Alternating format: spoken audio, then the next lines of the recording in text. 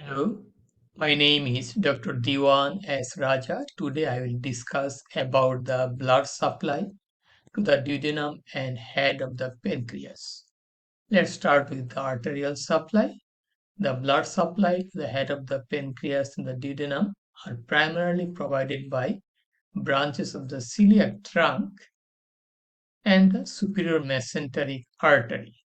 Celiac trunk supplies to the first part of the duodenum, second part up to the opening of the hepatopancreatic duct. This part is derived from the foregut, and for the foregut, the artery is the celiac trunk. There is a branch of the abdominal aorta. The part below the opening of the hepatopancreatic duct, the lower half of the descending part of the duodenum, third part and fourth part of duodenum, is supplied by branches of the superior mesenteric artery. Superior mesenteric artery is also a ventral branch of the abdominal aorta, and this is the artery for the midgut. The common hepatic artery is a branch of celiac trunk, give rise to the gastroduodenal artery. The gastroduodenal artery further branches into the superior pancreaticoduodenal artery, which has two branches: anterior superior pancreaticoduodenal artery and posterior superior pancreaticoduodenal artery. We have another artery that supplies the duodenum, that is called supraduodenal artery. Supraduodenal artery may be a branch of gastroduodenal artery, or it may be a branch of the hepatic artery proper, that is the supraduodenal artery. Okay. So from the superior mesenteric artery, we have the inferior pancreaticoduodenal artery originates directly from the superior mesenteric artery, and it has two branches: anterior inferior pancreaticoduodenal artery, posterior inferior pancreaticoduodenal artery. And they have anastomosis between the anterior posterior pancreaticoduodenal artery, superior and inferior pancreaticoduodenal artery. We have rich anastomosis. Okay, if we look at the blood supply, the arterial supply, venous drainage, this is the head of the pancreas. It is supplied by the superior pancreaticoduodenal artery. Okay, this is a gastroduodenal artery, anterior superior pancreaticoduodenal artery, posterior superior pancreaticoduodenal artery. Okay, it is also getting blood supply from the inferior pancreaticoduodenal artery that has two branches. One is the anterior branch, another one is the posterior branch. Okay, we got that. So this is the branch of the superior mesenteric artery. This is a branch of the common hepatic artery, and common hepatic artery is a branch of the celiac trunk. Okay, we got that. Now we'll go to the next slide.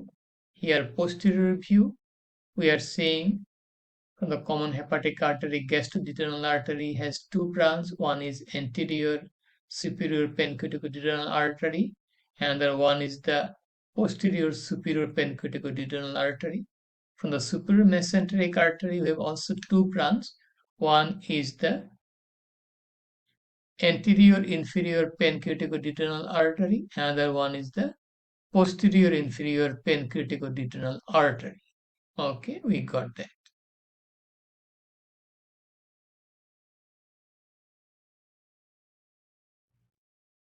Venous drainage, venous blood from the head of the pancreas and duodenum drains into the superior mesenteric vein via the inferior pancreaticoduodenal vein. And the venous blood also goes to the portal vein via the superior pancreaticoduodenal veins. Okay. There is also anterior posterior branch tributaries. This network allows deoxygenated blood from the pancreas and duodenum to be transported to the liver for processing and detoxification.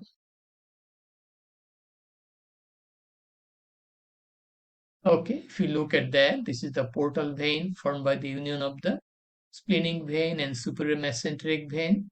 Splenic vein also receiving the inferior mesenteric vein.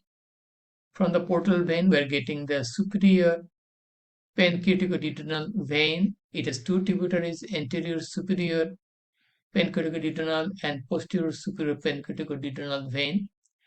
From the superior mesenteric artery, we are getting the inferior pancreaticoduodenal vein, and inferior pancreaticoduodenal vein has two tributaries. One is the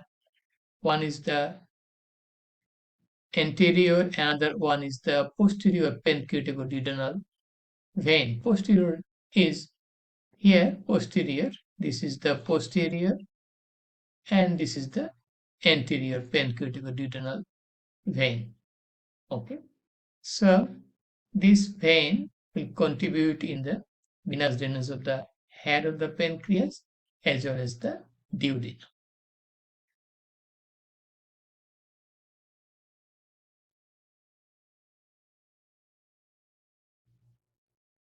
Clinical anatomy, pancreatic head tumor. Tumor means here usually a malignant tumor, that is the cancer.